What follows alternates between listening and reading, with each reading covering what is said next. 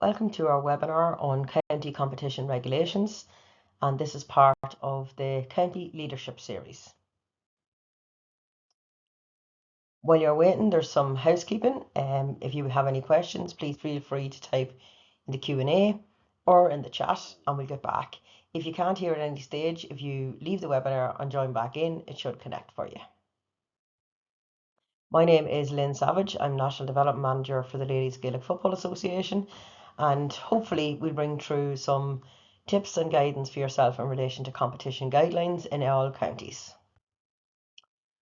So firstly, why do competition regulations matter? Well, it ensures fair play and integrity, so everybody knows clearly the regulations from the start and they don't just get imposed during the year. For governance and transparency, so it ensures the competitions are governed properly and that there is transparency for all teams. It does help avoid dispute and appeals because you should have covered options or issues that may come up during the year, and you'll see that now as we go through the following slides. It also prevents county board meetings from being consumed by fixtures, because your county board meeting should not be consumed by fixtures. It should be talking about all county matters, whereas issues in relation to fixtures should be at a fixtures meeting. So it prevents unnecessary discussion at your county board meetings. And then it supports fixtures going ahead as planned, because if you have clear guidelines, if a game needs to be cancelled, for instance, there'll be clear guidelines as to when it is refixed for, etc. once you have clear competition regulations.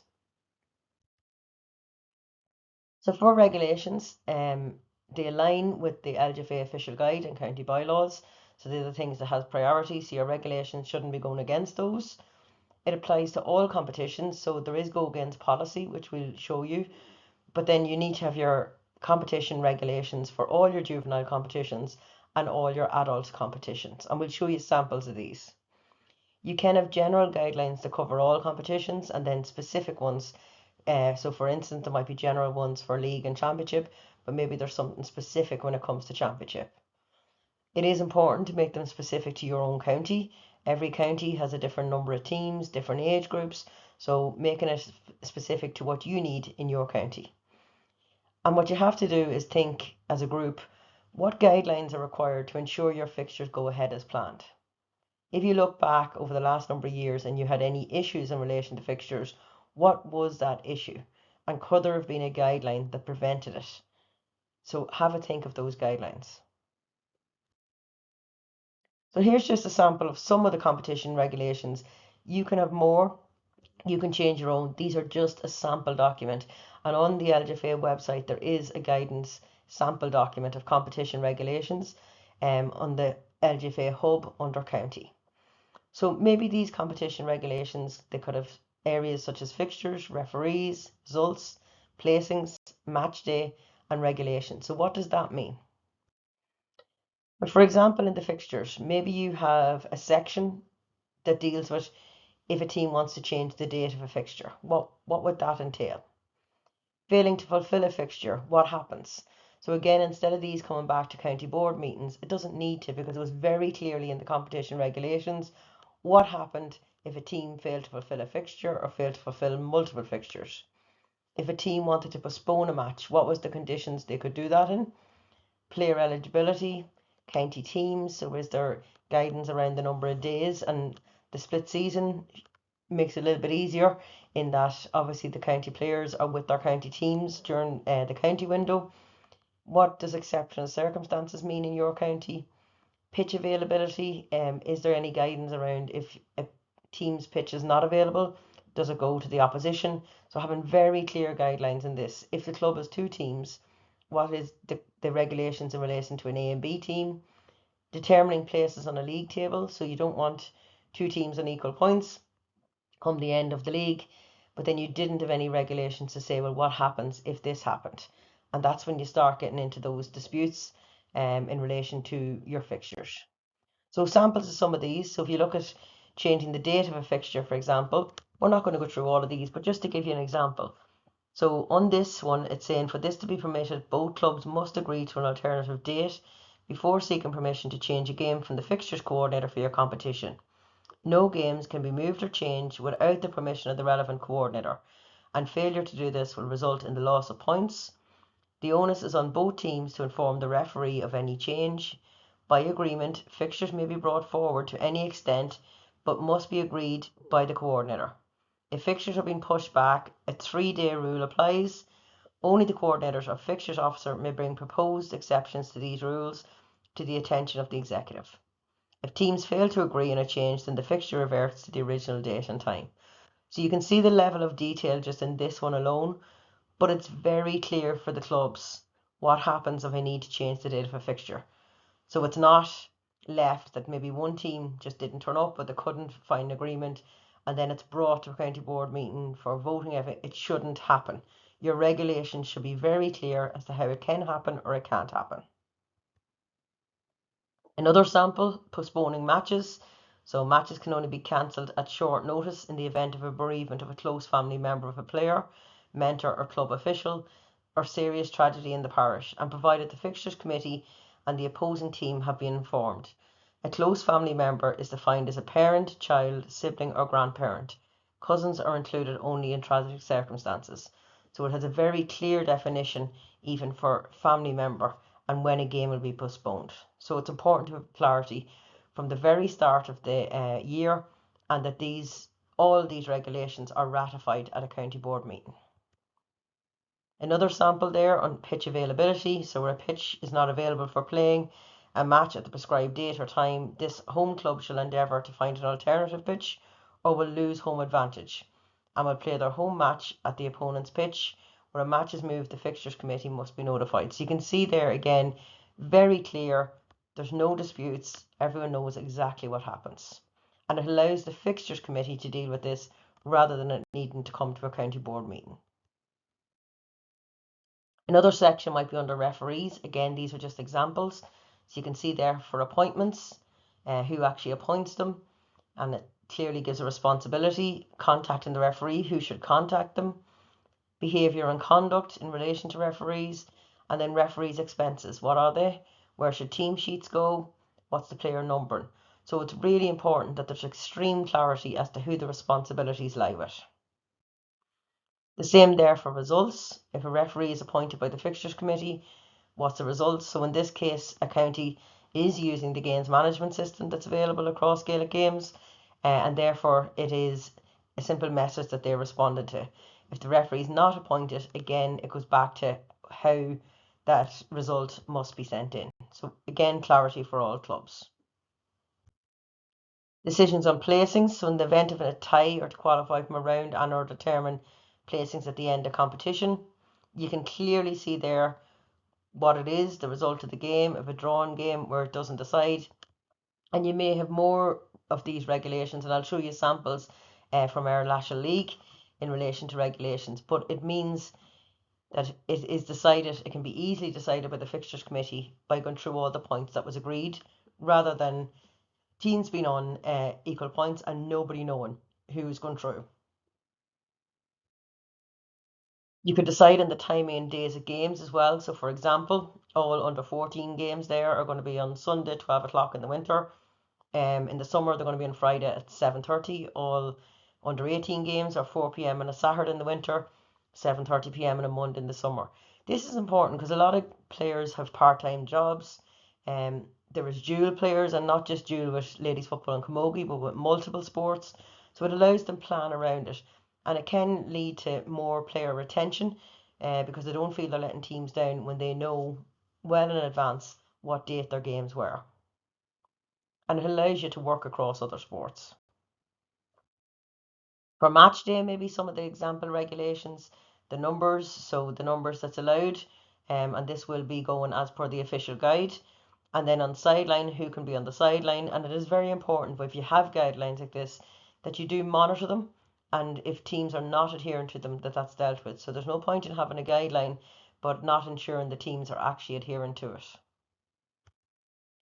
More their competition regulations. So this is showing you could have your general regulations, but then you might have specific ones. So some of the general ones at the top there are in the playing rules, the number of players, the subs, walkovers, but then it shows this is a sample for adults.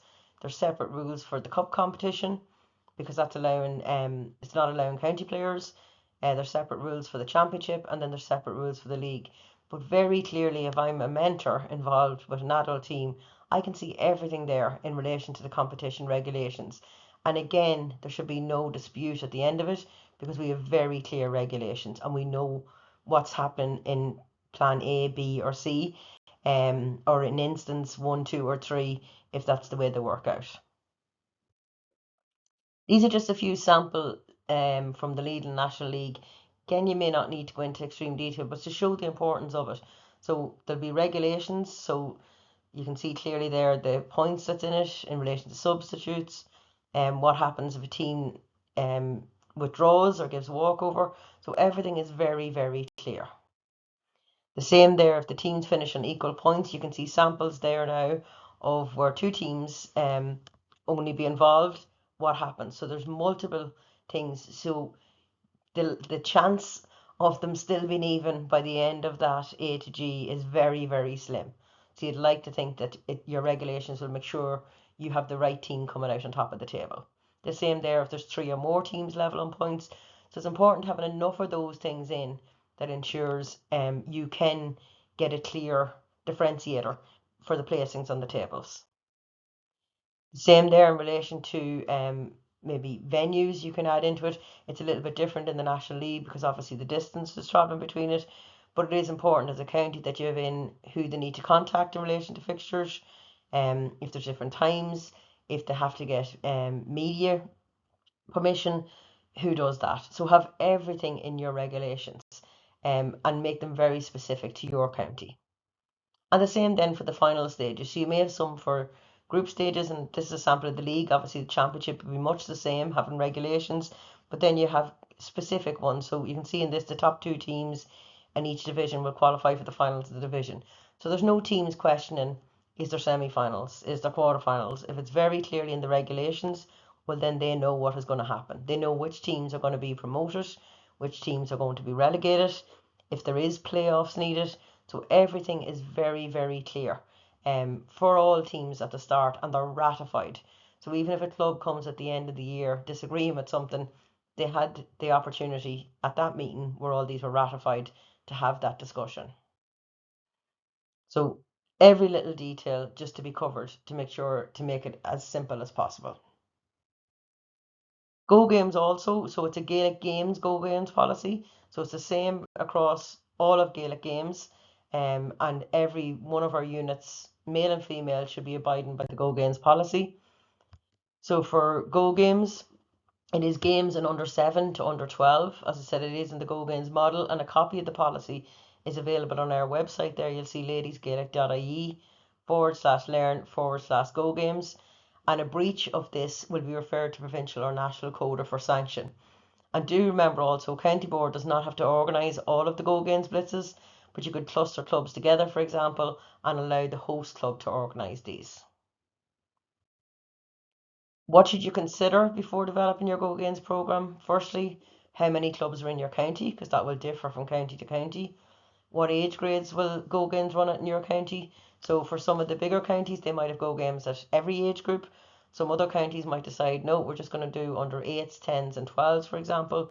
Remembering they must be even numbers, as in they can't be 11 and a half or 10 and a half. It is set as per policy under 7, 8, 9, right up to under 12. Geographically, how big is your county? What's the realistic time for clubs to travel, particularly at this non-competitive age group? So do you need to cluster them? Do you need to have regional? How many registered players is each club for this cohort?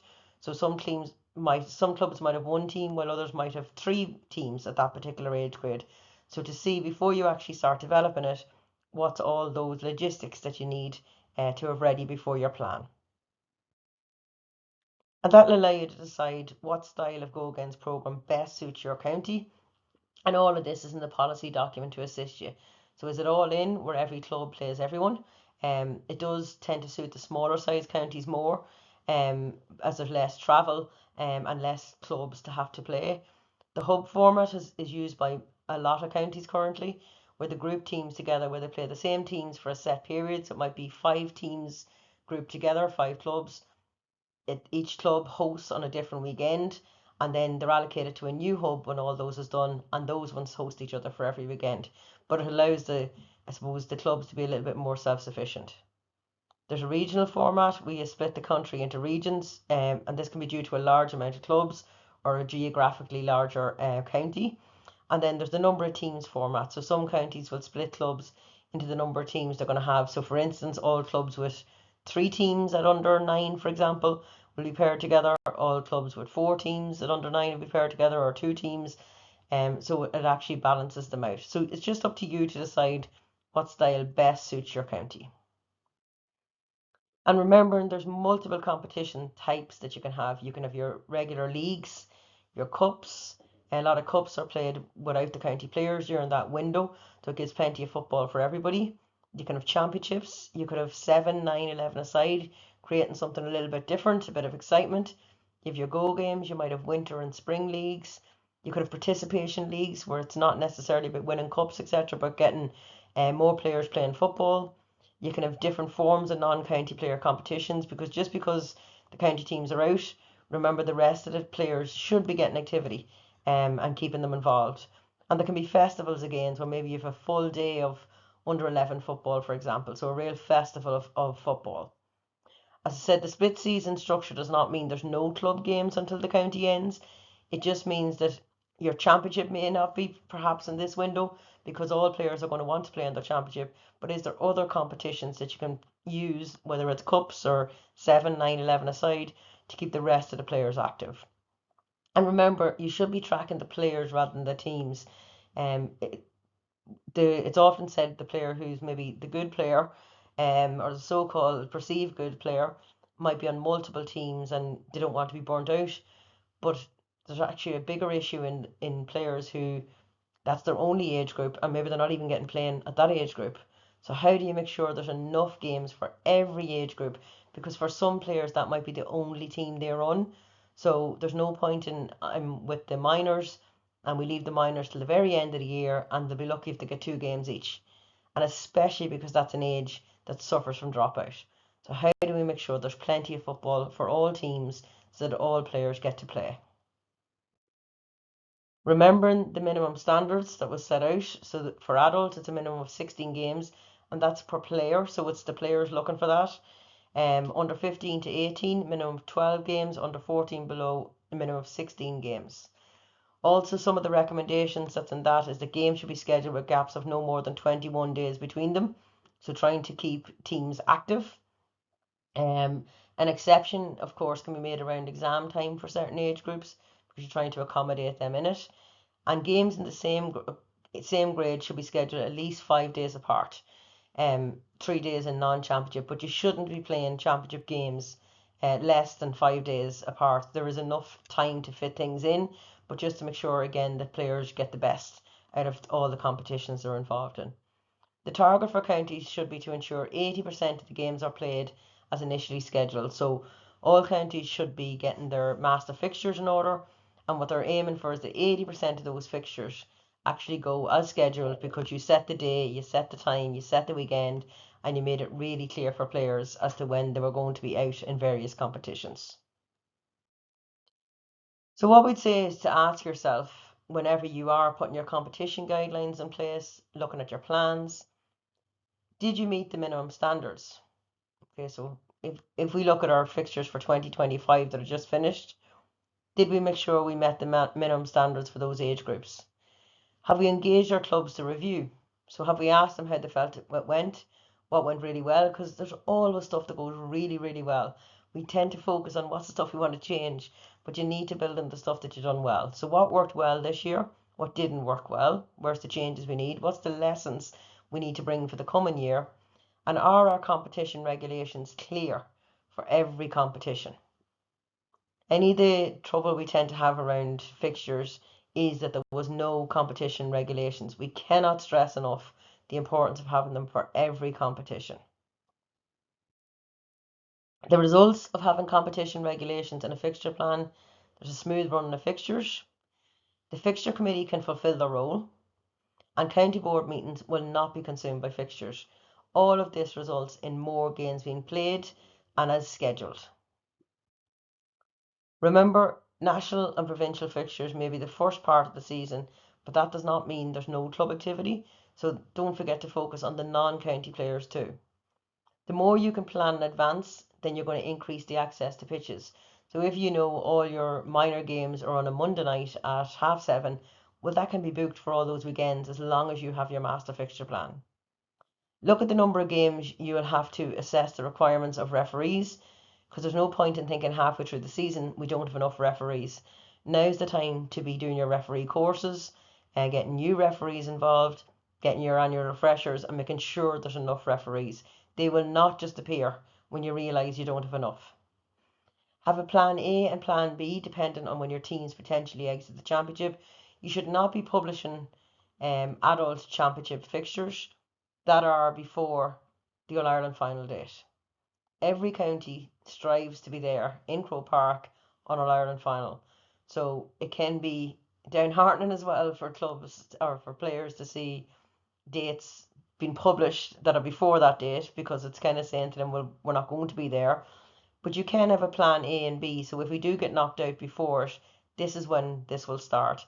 And if we don't, this is the date. So it's two very definitive dates that could potentially be there. And remember, don't leave any age group until the end, because that could be their only team. And we still do see this a bit with minor, and it's an age that is crucial for retention. And yet we leave them till the coldest part of the year and just give them a handful of games. For many of those girls, that's the only games they've got all year. So it's really important that they're spread out throughout the year. So hopefully that will help in relation to your competition guidelines. If you have any questions, please feel free to type them in the chat to ask, or feel free to send in, obviously, to LGFA if you have any specific questions. Thanks a million.